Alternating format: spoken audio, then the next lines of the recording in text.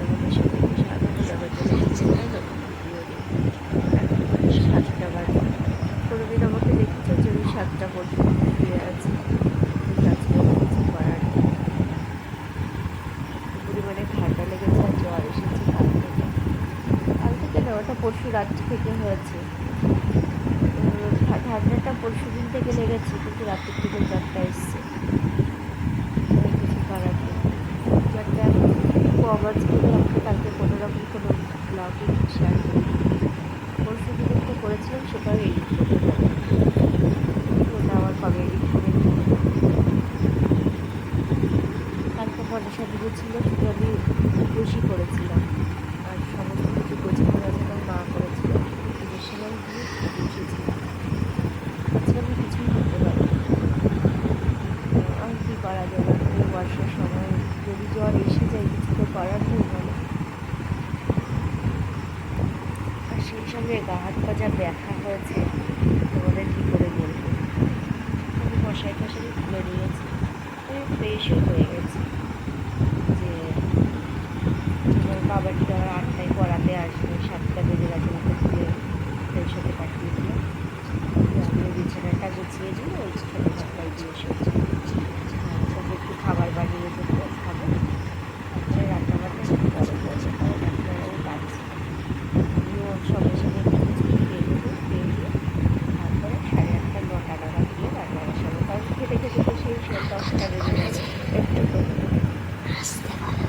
তো ঠিক আছে, সারাদিনটা দেখতে থাকো কী করি না করি, সেই তো দেখাবো সারাদিন। তো দেখো, সকালের খাবারটা বানিয়ে নিয়েছিলাম আমি আর বাবা একা। মার ভাত ছিল, মা ভাত খেয়েছে, বাবা রুটি খেয়ে মাঠে চলে গিয়েছিল। তো সকালে অল্প একটু প্রেশারে খিচুড়ি করে নিয়েছিলাম। তারপরে চলে গিয়েছিলাম বাজারে, কারণ বাড়িতে আত্মীয় আসবে বলেছিল, মাংস আনতে বললো, এবার কিছু করার নেই, আনতে চলে গিয়েছিলাম এই অসুস্থ শরীর নিয়ে। এসে দেখো রান্না বসিয়ে দিয়েছি, অন্য কিছু রান্না হচ্ছে, বাইরে যেহেতু বৃষ্টি হচ্ছে তোমরা দেখলে প্রচণ্ড পরিমাণে বৃষ্টি হচ্ছে, এবার বাইরে রান্না করা যাবে না সম্পূর্ণ রান্না।